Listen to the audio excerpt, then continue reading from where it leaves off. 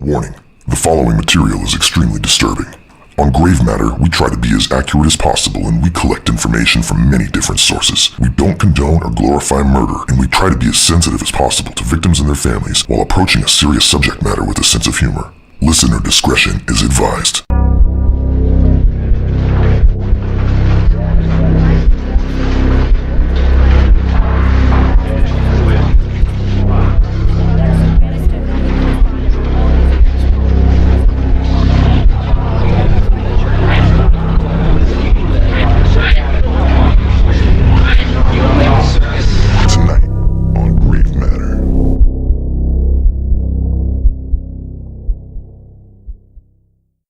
What's up, weirdos? Thanks for joining us for episode 7. How's it going? Oh, yeah. It's going down today. I just came into the studio with 2 beers, something I probably shouldn't mention, but it's in a pipe, a Diet Coke, and a pin. This is why you remember that. This is why I always failed Oregon Trail. You remember that game? Oregon Trail? Yeah, we played it in like 7th grade or whatever, and you would have to like gather the correct supplies. You have died of dysentery. You serious? Yeah, that's exactly what I'm talking about. This is exactly what I've just fucked up. Yeah. Mm-hmm. Well, Christopher brought 2 beers. These weren't even options in the game, but fuck it. And now he has jaundice. Man, I remember that shit. So you just got back from your camping trip, right? From the weekend. So I want to hear about that. I know we recorded different times and everything, but tell me about your camping trip. I want to know what went down. Okay, guys, Jill, and we'll get into it here in a minute, but we got plenty of time. Jill fucked herself up, apparently. So yeah, you can't see her leg, but it's pretty rough. It was peer pressure. Peer pressure. Peer pressure is a bitch. How many people? Because I didn't go because I wasn't invited. It was how many? Maybe next time. Yeah. How many people was it? A lot, like 30 something people. What? Yeah. I thought it was like 4 of y'all. No, there was a lot of us. And so Sunday before leaving the park, we decided to go swimming. And this is at Garner State Park, right? Yeah, Garner State Park. And so it's the Frio River, and it's beautiful. Yes. And we were all standing on this. It wasn't very high. I'd say probably 4 or 5 feet, maybe top. And my chicken shit self, I'm standing there with my knees like bent, and I'm shaking like, I don't want to do this. I'm too old and fat for this now. Regular old watering hole. It wasn't bad. It wasn't far. But you couldn't see through it? You could see through it. I'm just a vagina. Like, this shit makes so much worse. It was like jumping off of a bed. Like, it was nothing. But I couldn't make my body cooperate. And so everybody's like, just do it. Quit being a puss. Quit being a wimp. Why are you being scared? It's just a little water. And so, my best good friend, Amy, she's like... Yeah. What's up, Amy? She's like, hey, just jump far out. And I'm like, okay. And so I jumped like a bag of rocks. Like and so it was a sack of potatoes. It was terrible. So my feet hit the bottom and skinned up the bottoms of my feet. How deep was it? I don't know, like 3 or 4 feet.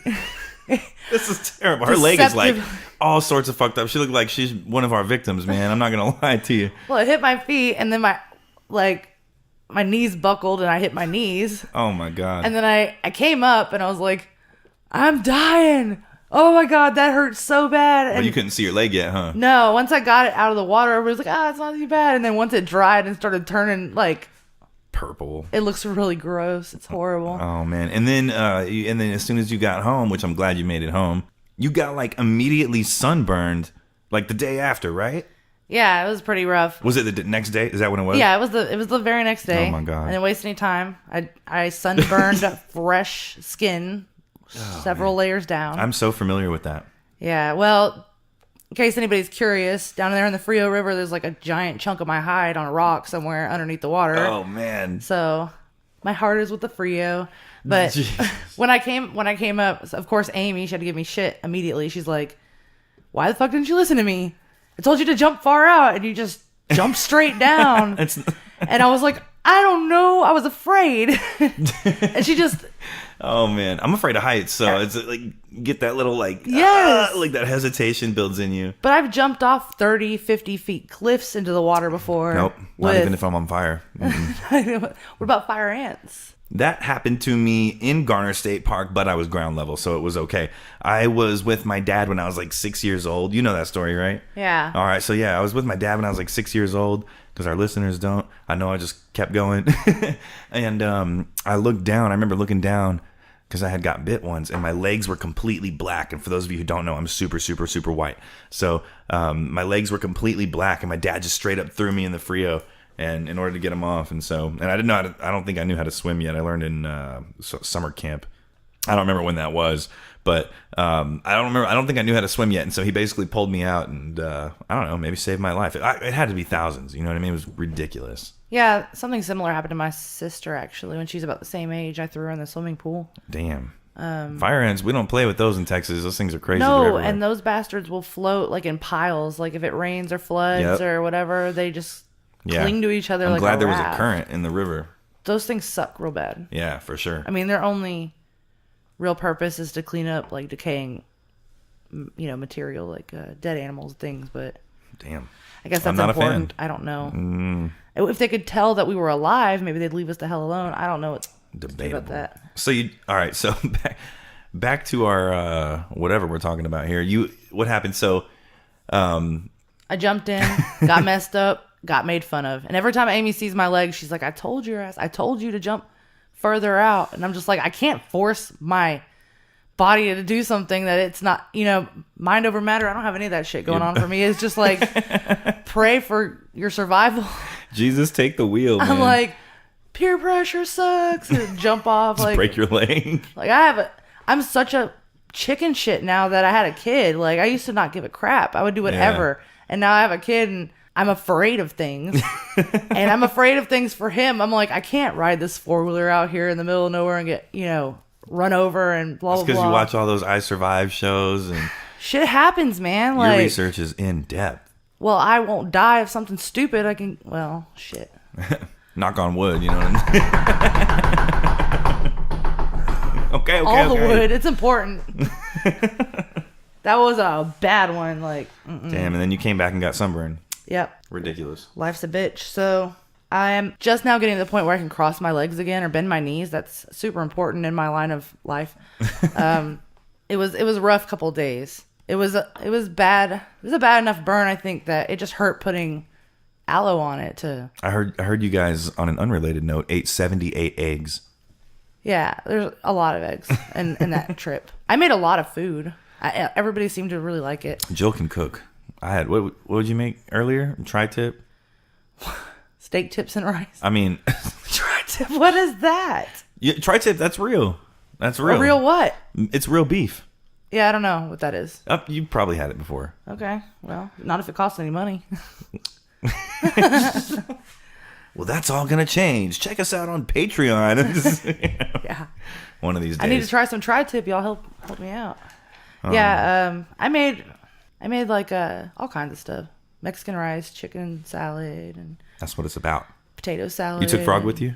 No, Frog stayed here. Oh, Frog is the dog. Frog's too old. Yeah. He doesn't enjoy it quite the way he used to. He's like, it sucks, and I'm tied to a tree. Why the fuck am I here? Yeah, I feel you. He likes to stay here in the air conditioning with his grandmother. Yep. And wander where he wants to without a chain, That dog is like 20 years old, for real. Yeah. I mean, he's way yonder older than he can buy us cigarettes. I thought he would be. Yeah, for real. And he's still kicking it, man. I mean, it wasn't, a year ago he caught a rabbit. Like, yep. I don't even know how to explain it. It's some kind of anomaly. That's some redneck shit. He's going to be here long after we're gone. I think he made a deal with the devil or something. The eternal dog. Yeah, he's forever old. Like, oh, man. And he's never been to the vet. Not once. Not since Ever. I've had him. Yeah. He had his shots already, right? When you got him. Yeah, well, I guess. I don't know. I mean, he's like that old guy that the family convinces him to go to the doctor. Like, hey, you need to go get a checkup at least. Yeah. It's been 30 years. You need to check out your prostate. And he's like, no, leave me alone. And finally, he's like, fine, I'll go. And then he's dead within a week. That's him. He doesn't go to the doctor. I've brought him shots here, given him shots. But he does not go to the doctor. No. And I found this dog. I was almost 19 years old. Yeah. So do the math on that. I'm 32. Damn, So that's like 4-6 years. in dog years, it's stupid a lot. Like, Yeah, that's true. Not a math guy over here, but he's getting kind of wobbly in his old age, though. Like, no, for he sure. falls down just out of nowhere. It's like, whoa, what happened there? I had a friend that used to do that. I'm trying to remember his name. But he would lose his balance, and it was a condition that he had. And he would we were in the grocery stores where it happened the first time. And he was like, "Oh, here I go," and he just So he knew. yeah. It was, It's like wake narcolepsy or something. yeah.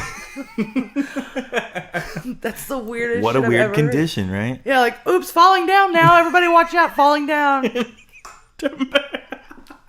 Don't stand next to the end cap. Like, Oh my gosh, you use that for support though. no, don't stand next to like the orange stand or something. Oh, All yeah, the yeah. shit goes rolling everywhere. Just that's fucked up of us, man. Yeah, that's an interesting one. Yeah, I bet yeah. it was hilarious when he was a kid, though. Like, I mean, not No, for I him, think it maybe. developed after he was an adult. Oh, okay. Well, Yeah. I can't just imagine just walking through town and being like, "Everybody, freaking pause! I'm about to fall down." And they're like, "Why?" Everybody He's like, stop! "'Cause it's what I do." Everybody stop! You just man, that's ridiculous. That's a ridiculous condition. That's ridiculous. What is it, like vertigo? Yeah, something like that. Bullshit. I would hate that. Yeah. It's a weird one.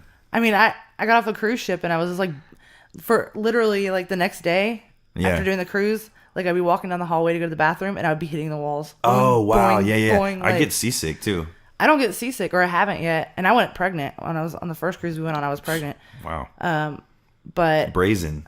yeah, I was just like a ping pong ball. Just go like hitting one wall and then I'd overcorrect and hit the other wall. Did you get sick when you get land sickness when you came home? I didn't really get sick. I just couldn't fucking sit still. Was it weird? Were you like, wow, this is stable? Like, I mean, Yeah, like, well, what's my it body feel was like? still moving to the waves, I guess. Like, it's Yeah. slight. You can't really feel it going on, but when you get off and the ground is That's real so weird. still, I mean, besides the obvious earth movement, but it was just like my body was like, hey, That's all. rocking back and forth. Like, It's all due to the fluid in your inner ear. it's really stupid. How It's a really crazy. stupid problem to have. Like, can you imagine watching me walk down the street or something to get the mail? And I'm just like weaving Well, in and out. that's what my friend had.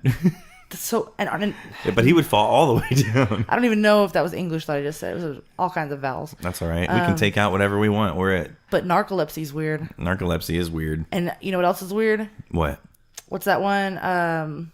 Where they have like verbal tics? Tourette's. Well, Yeah. I can always think of that. I don't know why I couldn't think of it. I don't know. But I just that's got to be hard. Yeah. Hard thing to deal with. Man, you're not lying. I've seen lots of videos of people with Tourette's, and a lot of them seem to have a really good sense of humor about it. Well, I know the Tourette's guy videos were absolutely hilarious for everybody to watch. Yeah, and there's a YouTube girl videos. that does them too. Oh, really? Uh-huh. Dang.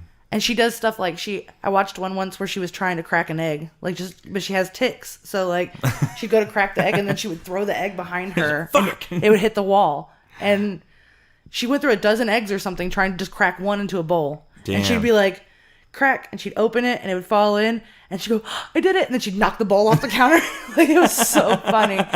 She was like, that's what it's like. Damn, that's crazy. Poor girl. That's awful. But No, I feel you.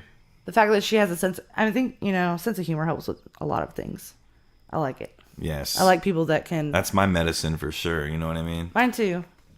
It's very helpful, I think, in a lot of situations. Hell yeah. That's why we try to bring humor and a little bit of personality to a somber subject. You know what I mean? That's why, and I know we're going on like 15 minutes here of just bullshitting, but we're just trying to kind of connect with y'all a little bit. And, We're making up for lost time because we yeah, never really. But we can still talk for another long time. I don't know, however this goes, so I'm not really tripping on it. Yeah, I mean, they can fast forward if they don't like it, right? But we're delightful, so I don't know why they would. So. If you don't like my shit, you could press fast forward. Well, I don't know. I don't understand people, and I can't really comprehend people that don't have a sense of humor. And there are people out there that have zero sense of humor. Yeah, and I I know. just don't know how to interact with them. That's tough. I just do what I normally do, and they just look at me like I'm stupid. But that's okay, because I have a Everybody's lot of different. friends. People like me, so To each their own, right? yeah. I mean, let them do their thing. Fuck it. Yep, I think that's me and you like connected immediately after we met based on. When was the same that? When thing. did we meet? It's been about 8 years. Dang, that's crazy. Yeah, it was. You came. How long did you and Dallas? Dallas is my brother, by the way. How long did you and Dallas date before you got married? A little over a year, I think. So I think we started dating in February, and by the following New Year's Eve, he proposed. Nice. And then we got married the following October. So. Yep, I remember that. Yeah, and that's when I met you. Yep. You came down for the wedding. But we talked to each other before that, right? Not so much. Not fucking really. I feel like I've known you forever, though. You know what I mean? I know. Well, 8 years is a pretty good amount of time, but I'll never forget going to pick you up and you were still in bed, and I should have known then that would be a theme with you, like last minute. I don't recall that. Yeah, you were unconscious. So we got you up and got you had been drinking all the night before. Well, as Marines do. And we were driving home, and we stopped at a popular buffet-style restaurant. Oh, my God. Oh, no. Yes, and we were going to eat, and you were like, let's go eat. And so we park right in front of the windows, and there's all these people in there. It's crowded, because it's always crowded. Yeah, they were really big. They were bay windows like wrapped around the whole building. Yeah, and so you get out of the car, we get out of the car, we walk up to go inside, and you're in front of this giant panoramic window. Like a family eating inside. And you just start spewing all over the freaking ground. And that's abnormal for me because I can hold my liquor most of the time. And I was like, all right, everybody load back up. We're not going to fucking eat here. I was like, I can't go in here. Look at these. They were like fork in hand looking at you out the window like. You know. I was like, I can't. Let's go somewhere else to eat. It turned out okay, though.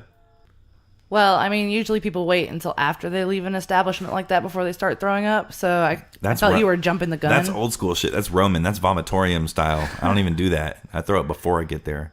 Make room. Make room.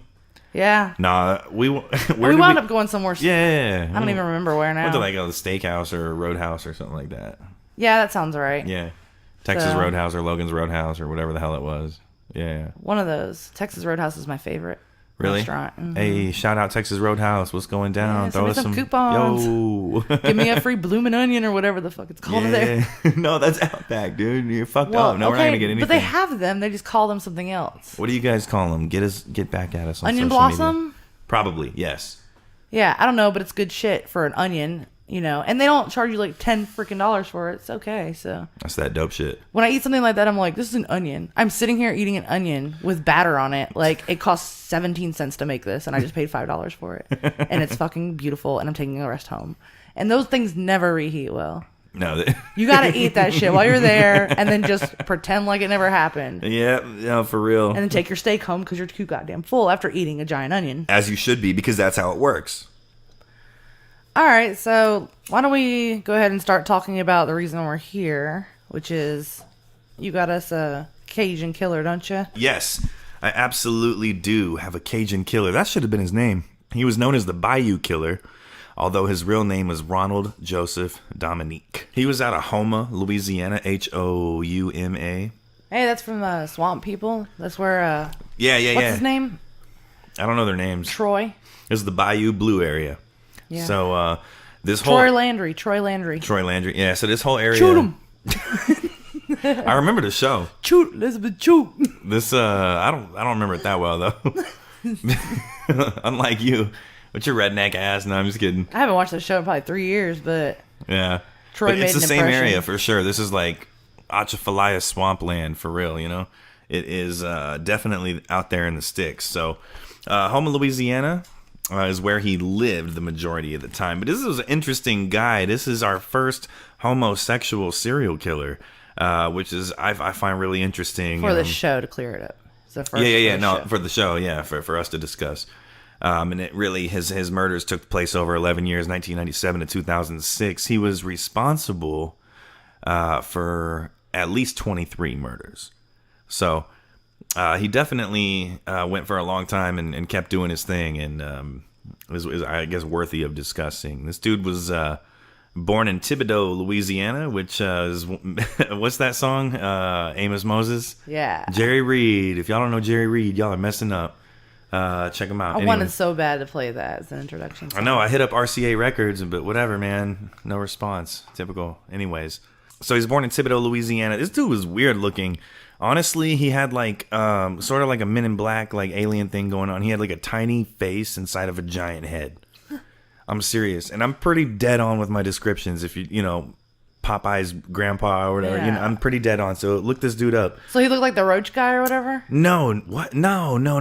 He looks like his own little species of alien. Okay. Mr. Dominique here, but he had a tiny little face inside of a giant head.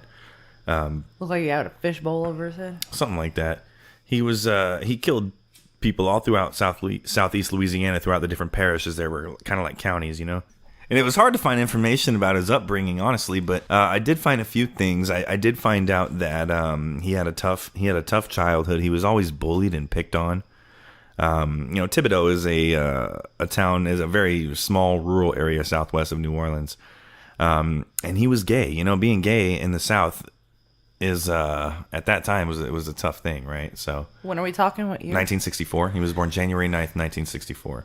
Yeah. And then he had this tiny face thing going on. Well, I think that came as he got older and bigger. He got much So heavier. his face just didn't grow and I think everything else did. he sunk into himself. Yeah, it kind of does look like that. Yeah. One interesting fact I found out is this guy was in Glee Club in the high school. I did not know that was a thing back then for real. So I know the show, you know what I mean? But You didn't know there was such thing as Glee clubs? I know there were now, but I thought it was like kind of like a new millennial thing. I didn't know there was like a 1964 Glee Club in New Orleans. You know what I'm saying? So It's just like a chorus, right? yeah. He was so. So I think that's what they call it. No. now. It was two because he was part of the Glee Club and the choir. Yeah. Huh.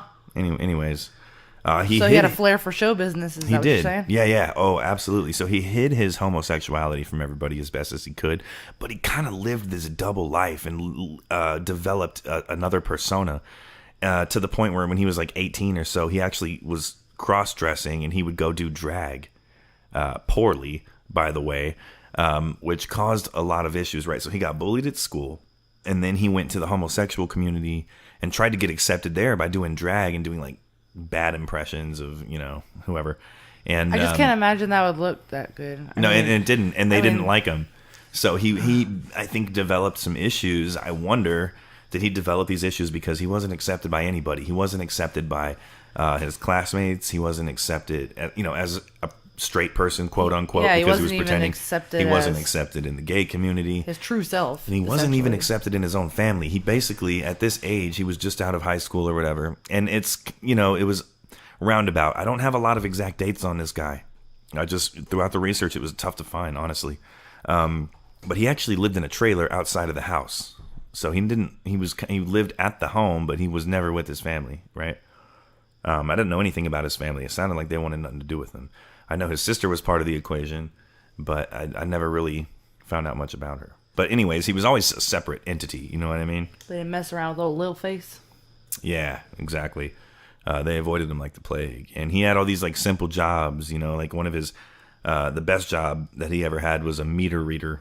And he would go see if people's parking had expired or whatever. He worked for the city, kind of. So, and he rarely kept a job for more than a month or so. You know what I mean? Just little odd jobs here and there. Super weird guy. He didn't really have a lot of issues though until he got a little bit older. Talk a little bit about his police record before all this stuff went down. He was 21. There's always a police record before. Oh yeah, for sure. And this was an interesting one. So he actually, it's really interesting. The first one was, I've never even heard of this. He was 21 years old. This is in June of 1985. He was arrested for telephone harassment. Have you ever heard of that? Yeah. Oh, okay. Well, I've never heard of that. He pleaded guilty and paid a small fine of $74. I mean, it was like his Did first. they just pay their phone bill? Yeah, pretty much, right? So this that was his first kind of run-in with the law. You know what I mean? The first thing that was noted in his criminal record as an adult. Is there anything any details to that, like who he was harassing or why? I couldn't find anything. No, not at all. The So details was on he this just guy. like, is your refrigerator running? No. I think this was. I thought about that. I couldn't find it, but I thought this was part of a setup for. He was calling. He was gay, and he was always into like going down to the drag where like prostitutes were, and he would find like old hotels and like he would just hang with these really shady people, and I think that was like the start of all that. You know what I mean? So telephone harassment. I think it was like a weird relationship kind of gone sour. Huh. But I have no way to confirm that. It makes me chuckle to think about him calling and being like, you know. And his voice is very soft. You know what I mean? He had a very feminine voice. And yeah, it just... Seymour Butts here. Is there a Seymour Butts? Right. No, the police said that was the beginning of his record of aggressive behavior. So there was something about it, you know? Ooh, malicious. Yeah, for sure. So the next thing that took place was actually in 1993, and this was a big deal, or it should have been a big deal. All right, so he almost got. Oh, yeah. Yes, with rape. So yeah, that's a big one. Yep, that's a big jump over dialing a phone number and talking shit through a receiver. Yeah, no, absolutely. So this guy was the victim escaped and came forward and said that he was raped at gunpoint, but he never showed up to testify. So the charges were dropped. They didn't have anything. Oh, man. However, he was in the sights of the police, you know, as like somebody in the back of their minds at this point. In 1994, he's 30 years old at this point. He got a DWI, and he was speeding. Which, you know, I mean, may or may not be connected, but you could tell his life is kind of troubled at that point, at least a little bit, mixed with the rape charge or what should have been a rape charge. Right. 2 years later, 1996, it really goes down. And this is where the police are made aware of what's going on. Forcible rape charge. So, once again, a guy escaped from him or whatever. This dude, what was I going to say? Pause. Let me see. I'm trying to remember his name. Okay, so yeah, forcible rape charge. He had a $100,000 bond. He brought this guy back to his trailer. He was trying to kill him, and the guy got away. However, the case did not move forward for whatever reason. I don't think they had enough evidence or whatever. Was he drugging these guys, or was he just forcibly? No, so because I was about to talk about the victims and his kind of like his MO and how he operated. No, so one of the weird things about all of these victims is that there was no trauma at all. They were just found dead. They were always young, skinny, black males, almost petite. I've heard a lot. That's really Jeffrey Dahmer-esque. Mm-hmm. He targeted, sort of. A few differences. Well, most of his victims were it is black. It is actually very Jeffrey Dahmer-esque because he would tie their hands behind their backs. He would tie their feet behind their back, and he would usually strangle them. Yeah, and he didn't say that he targeted them because of their skin color or because he hated black people or, you know, his whole standpoint on it was he found them the most attractive. Right, and that's this guy as well. Yeah. That's exactly why, because he was sexually attracted to him. And usually serial killers hunt in their own race. Mm-hmm. But there's some that don't on both sides. So right. They're both examples of that. Right. Yeah, he had that's who he was attracted to, but I think that played a big part in why he didn't get caught. You know, he was in Louisiana. He was in poorer communities. He would pick up like homeless people, stragglers, drifters that were black in the 1960s that were potentially gay, doing gay things, you know what I mean? And I mean, like in the 1960s in the South, it was like the worst of the worst of the worst of the worst. Like, no, you know what I mean? They got very little media coverage at all. It'd be like a story on the news, and then you wouldn't hear anything for months. So there's a lot of ways to disappear in that in that part of the country. And there were two other serial killers at large as well. It's basically an island that's not completely surrounded. You know what I mean? Yeah. There's like a swamp on a lot of sides, and ocean on one side, and there's a lot of things that can kill you in Louisiana. Right. So real quick, back to the dates here. 1993 and 1996, he was arrested for rape. Both times, nothing happened, right?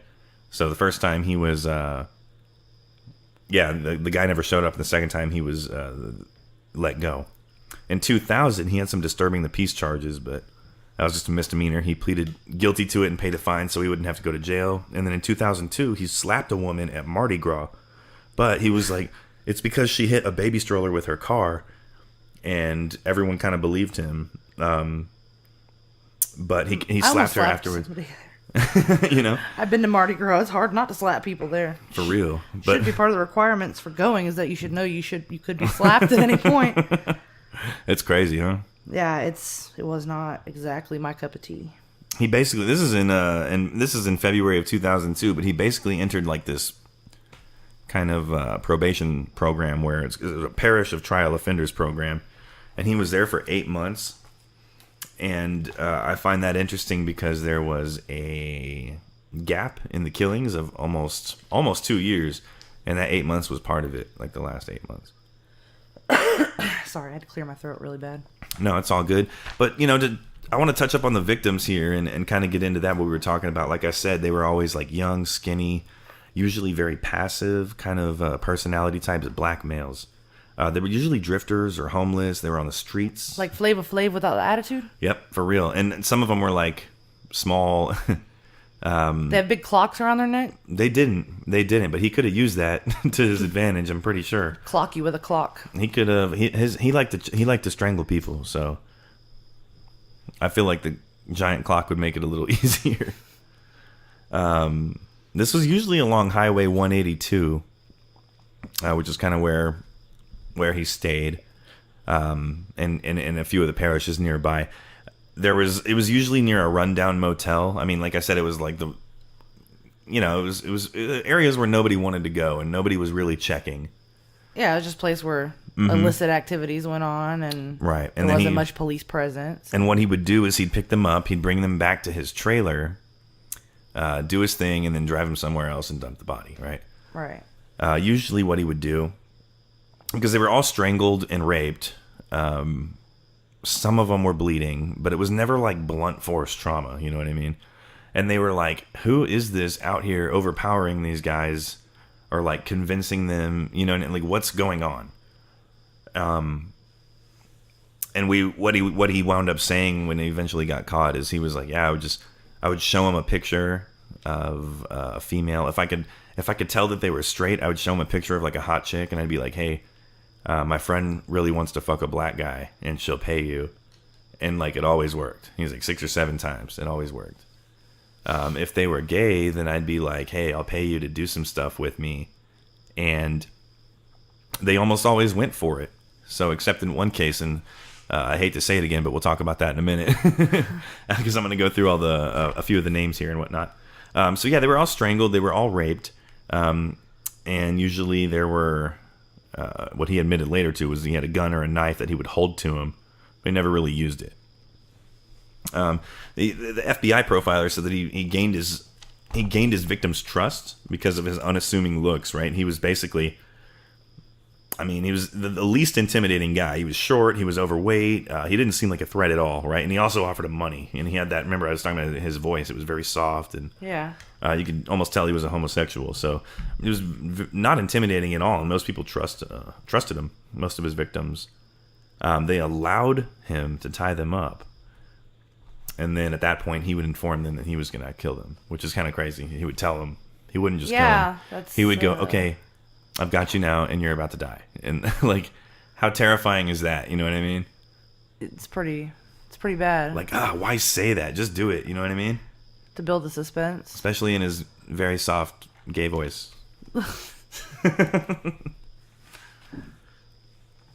And, you know, in this interview, he stated that he accidentally stated that he needed to have sex with these people, which is kind of interesting because it kind of showed his like compulsive side and his they called it need-driven behavior. Moving right along here, so just the first 3 were in the St. Charles Parish. The next 6 were in the Jefferson Parish. This is number 4 through number 9, right?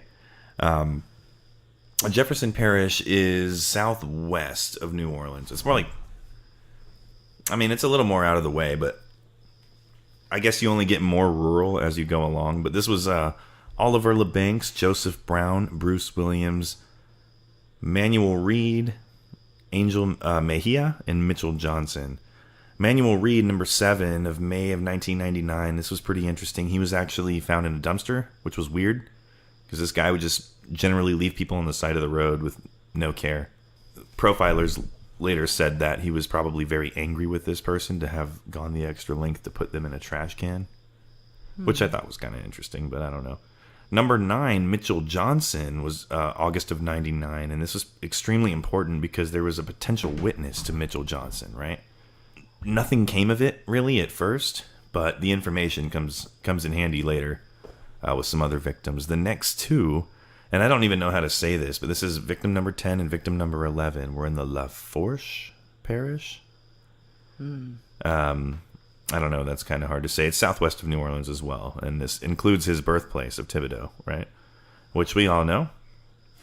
The time frame on these are really interesting, right? This is number 10 and 11. So number 10, Michael Vincent, was in January of 2000, right? Mm-hmm. And then number 11, Kenneth Randolph, was in October of 2002. It's so crazy to think how not long ago that was compared to how usually our crimes are in the 80s, 90s, you know. Yeah, true. This is 2002, Like. But my thing is, it's a 2-year gap. How do I not know about this guy that much? You know what I mean? Like, I should have.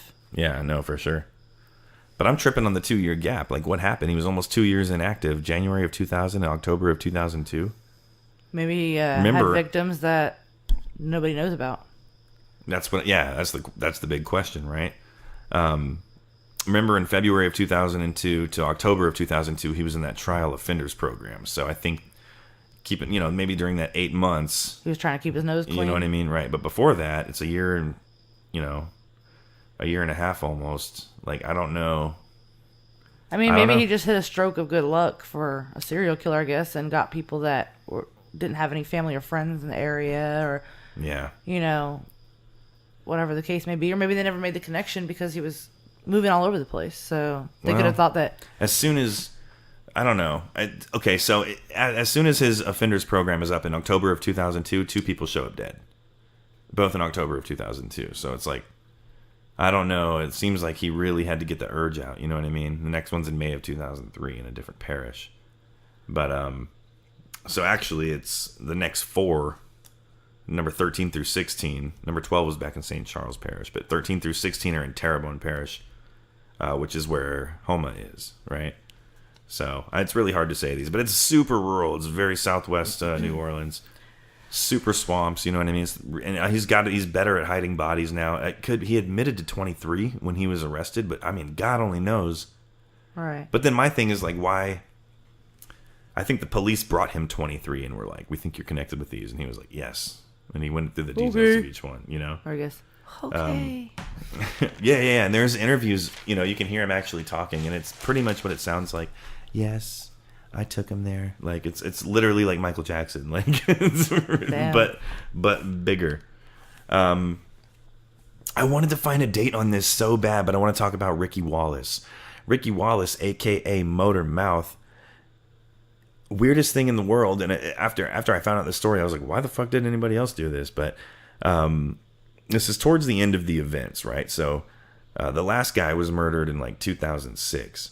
Let me see. Let me fact check that real quick. Yeah, so 13 was in May of 2003, all the way up to 23, which is October of 2006, right? I'm not going to go through each and every one of these because it's just too much, and he just jumps back between the same. That's just wild to me. 2003, I remember 2003. I was like, I don't know, 19. Well, don't quote my math. I have no idea. No, it's all good. But victim 23 was Christopher Sutterfield in October of 2006, and he was in the Iberville parish at this time, so he was way out there. This is like by Lafayette Baton Rouge. But my point is, he's gotten a lot more experience by this point, and he's moving the bodies farther away. He's gained confidence because he's done it 23 times at least. You know what I mean? It seems like he's going to get away with it forever until this dude I'm talking about, Ricky Wallace. Ricky Wallace was on probation, and he wound up going into his probation officer and saying, hey, I got to tell you this story that happened last night. This is the craziest thing, which is strange that you would tell your probation officer, but he told him his experience. He was like, I was walking down the street. This guy rolled up in a pickup. He was a heavy-set white male, quote unquote. And he asked me to get into the pickup truck after showing me a picture of a hot girl and saying she wanted to pay me for sex. So, if it sounds too good to be true, then it probably is. Well, apparently he was a very convincing person, right? He's obviously done it 23 times. He had to be a snake oil salesman in a previous life. No, there is not a whole lot. Well, I mean, he was, and he convinced all these people to get tied up and everything. And I mean, it worked damn near every time except for this time. So get it, Ricky. Yeah. So they get back to the trailer. He's like showing them the cash, and he's like, she's gonna come out of the other room and blindfolded, and it's gonna be super awesome. And he's like, let me just tie you up real quick. And Ricky's like, hell no, I'm not gonna do that. He's like, straight street smart about it. He's like, you're out of your fucking mind. He's like, take me home right now. And he got scared, and he took him home. He was like, all right. So he completely agrees to take him home. And psychologically, the FBI profilers were like, what did you say his name was? Yeah, they were like, this guy isn't as strong as they thought. So yeah, so what happened is that probation officer came into one of the task force meetings that one of the local PDs had formed, and he was like, dude, I heard this story. And they were like, oh, that's crazy. We heard this story from that witness of victim number 9. We heard this story that some dude was driving around and picking up people in a pickup truck. And I think back in the day, in 1993 or 1996, in one of those cases, it was something very similar, like showed him a picture of a girl and promised him that. And they were like, it's got to be this guy. You know what I mean? And so because of Ricky Wallace, and Ricky remembered the address, he was like, yeah, it's this trailer right here. He like straight up showed him. And so they knock on the door. Now Ricky disappeared. He was like, he wasn't there with them or anything like that. But they knock, yeah, of course. They knock on the door, and they just, they wanted to go and question him about it. So they go to the trailer, and they make contact with him. And it's this little unassuming dude that like answers the door. And they're like, we come to the station to answer some questions. And he's like, sure, no problem. And goes to the station with them, right? And he's like super cooperative and nice. They're like awkwardly so, you know what I mean? And that's always a red flag to me. Yeah, and it definitely was to them. And they're like, can we get a DNA sample? And he was like, sure. And he got kind of lucky with that. So, well, all right. So yeah, they got really lucky with that. So but the FBI profiler was like, he probably did that because he felt like he finally was accepted or belonged for the first time in a long time. The police were treating him very well. They were being like friends to him. Hey, it's going to be okay. We're going to get, we're going to get to the bottom of this, but everything's going to be all right. We'll be able to move on. The only way you can do this is telling the truth. They use their tactics on him. You know what I mean? Yeah, they appealed to his need for acceptance. Yeah, absolutely. And he fell for it. Well, it's about time somebody fell for somebody shit that wasn't the other way around, But he didn't admit to anything immediately. Nothing like that. But he was like, I'll give you a DNA sample. Unfortunately, there were 2 other serial killers that were in the area, or at least nearby, that took precedence.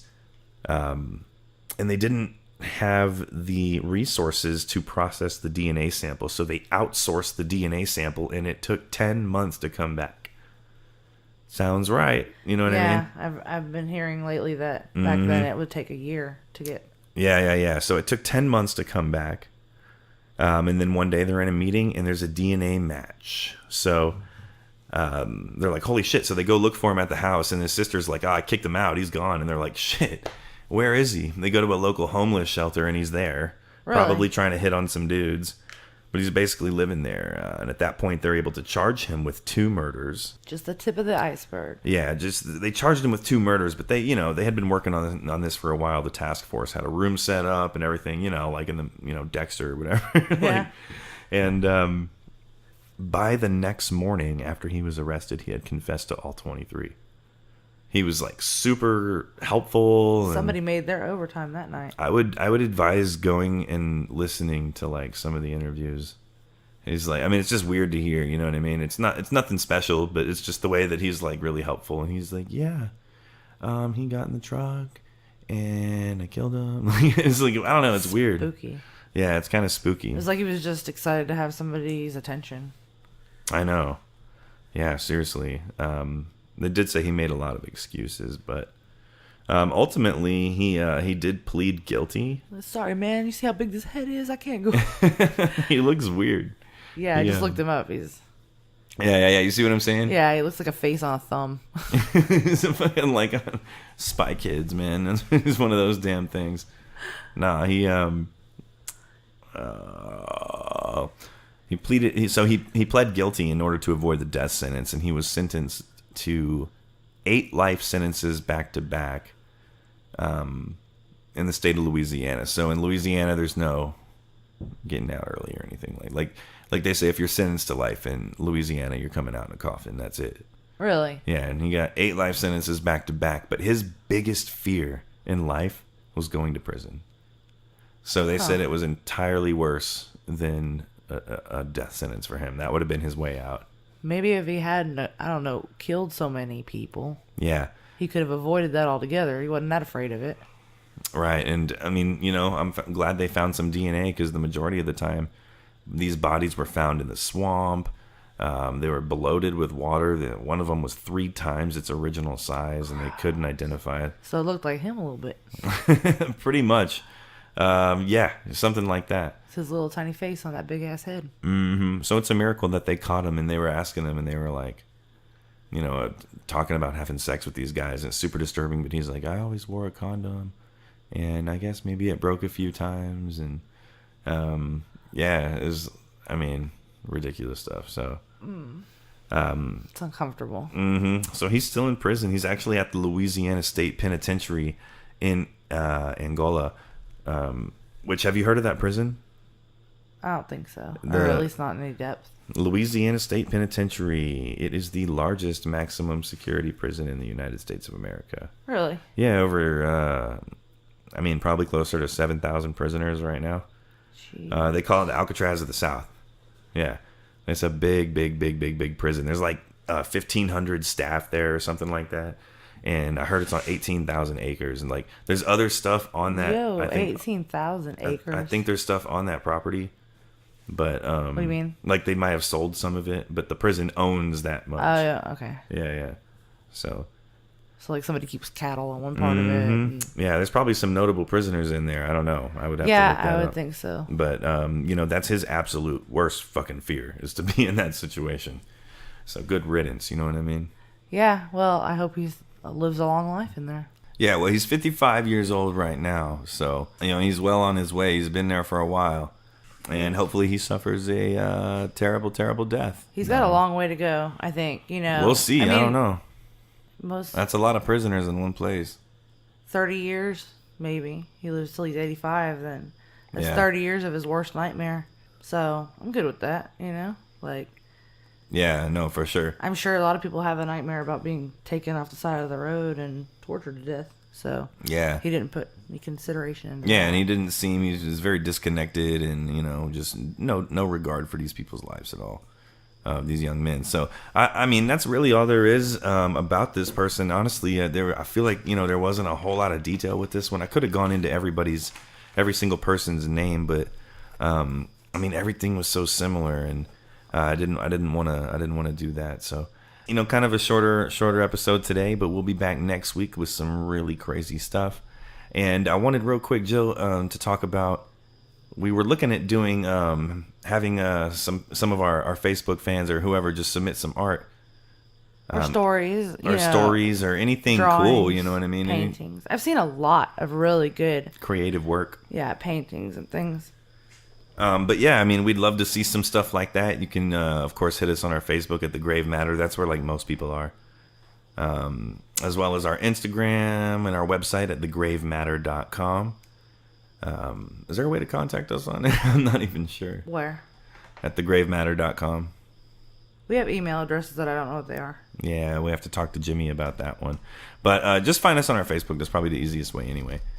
And of course, stay tuned next week. We appreciate you guys hanging in there with us. I know we're not perfect, and we're just trying to get better every single time. So we appreciate the love and support, and we will see you next week for episode 8 on...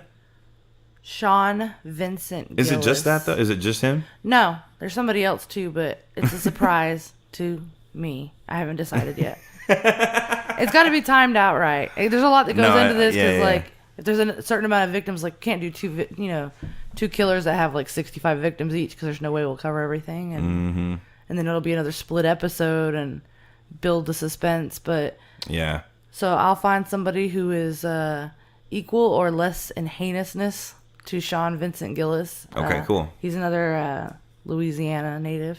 We'll maybe find some additional Louisiana. Maybe we'll go on a little coastal tour and work. Well, our I'm way trying to around. branch out from Texas. It's been Texas, Yeah. Texas, and there's still plenty in Of Texas. course, But right. I figured maybe we can move a little bit. You know, we'll get there eventually. By I'm down. 2074, we'll be in Maryland or something. Yeah. We'll see. Well, I'm I trying to guess. do this long term, so. Yeah, I mean, I'm trying to find people that are interesting but still not done to death. You know what I mean? Like, I have about all I can learn about Ted Bundy. So, which I think you won the contest. I think most people want to hear more Really? Ted. I haven't seen it in a while, but I'm down. We'll do an episode on Ted. Yeah, it'll be a minute, but just hang in there with us. That's your prize at the end of Listener's the rainbow. choice. That's your gold pot at the end of the rainbow. Nah, there's going to be a ton of cool stuff. We're even, we want some ideas, you know, if you guys can throw some ideas at us on premium content. You know, we're looking at setting this up. Of course, we're still new and we want to move in the right direction. So we've considered things. Jill used to be a paranormal investigator, and people don't really know that. And I'm sorry for putting that out there, but it's freaking awesome. It's cool. It's in the newspaper somewhere. So we'd really like to, if you guys want to hear more about that, we could do some little mini episodes on that. Some of the stories are cool. Some of the my one ghost experience in an aircraft hangar one time. Maybe ghost. I don't know. Probably it was. I don't have any other explanation. Who did you call as soon as that happened? Oh God! It was the middle of the night. And you're like, Ghostbusters. yo, No. Jill, I just saw a ghost. And I was like, tell me more. Yeah, I have no explanation. But if you're interested in that, then maybe we'll do a mini. Yeah, holler and let us know what you would want the premium content to be, Yeah, or for what sure. you would want side episodes to be. I mean, they're probably going to be little mini-sodes, 20, 30 minutes. So Yes. we can talk about a range of things. We can talk about Bigfoot. I don't give a shit. I know a lot about There's some cool lot of stories. crap, There's so- some cool stories about that. Yeah, I'd I've love to seen talk about some. that. Aliens, whatever. You know what I mean? yeah, I mean, we're down for just about anything. Let us know. I mean, well, that's probably a stretch, but don't come at us with that weird shit. Don't come at us with that weird shit. Weirder than Chupacabra. Yeah, well, yeah, Chupacabra to JFK. You know what I mean? There you go. Like, I mean, it can be pretty much anything. That's what we should do is take, conspiracy things and take what people want to hear about, Yeah. Take, what is Like the a vote, fucking a word? vote. Yeah, like suggestions. God, where did that go in my vocabulary? I'm just like, we could right. take, my dumbass is like, take the votes. it's late. We're getting tired. But yeah, we'd love to hear what you guys want to hear. And we would love to talk about it. We get into all this shit, so it don't matter. I'm sorry this is a shorter episode, but we're going to have some kind of double features coming up Yeah. pretty soon, around episode 15 or so, give or take.